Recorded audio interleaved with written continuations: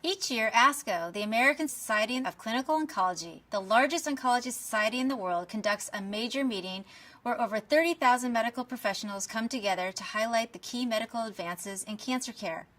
While most of those attending this conference are medical professionals, it's important for everyone to understand the amount of work that goes into helping physicians better treat each individual's cancer. I'm always impressed with the amount of research and the passion shown by those who are seeking to find better ways of combating this disease. This year's theme of the meeting was Patients, Pathways, Progress, with multiple presentations focusing on advancing care through personalized medicine. A lot of work is being done on really focusing on the overall patient.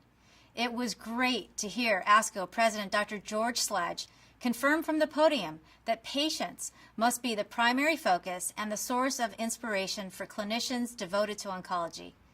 An emphasis was placed on improving what is already working today by making sure each patient is treated as an individual so they get the most appropriate treatment for their disease.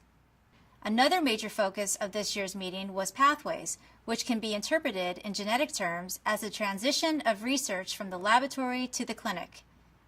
The meeting saw numerous presentations on the latest research in the development in therapeutics and biomarkers, diagnostic tests that see if you're eligible for therapies that target a certain cancer.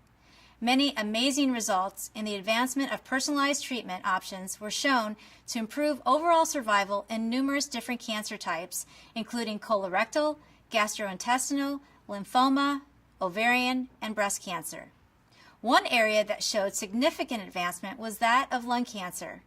Data from a major clinical trial showed the drug erlotinib, also known as Tarceva, improved progression-free survival for patients with metastatic non-small cell lung cancer who have a mutation in epidermal growth factor receptor, also known as EGFR.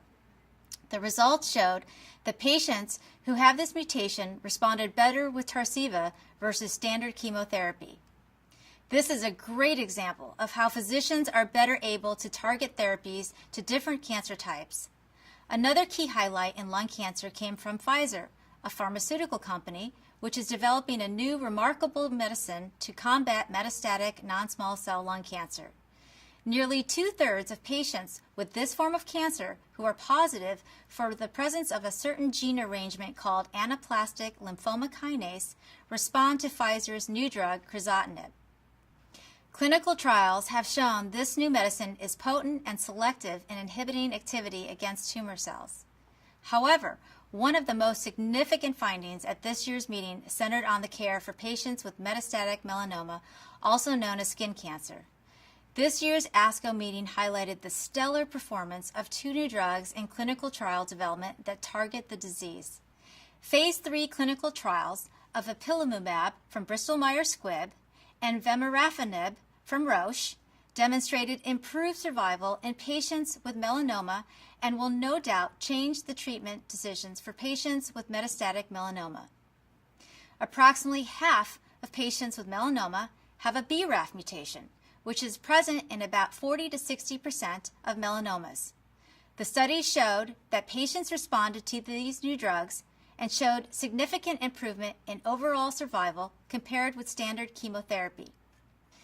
Each year that I attend these meetings, I'm more encouraged with the amount of focus there is on research for the cure for cancer. Over the past 5 years, I've watched the conferences focus more and more on targeted cancer care. This shift will help physicians deliver better care for patients as we continue to work to turn cancer into a chronic disease.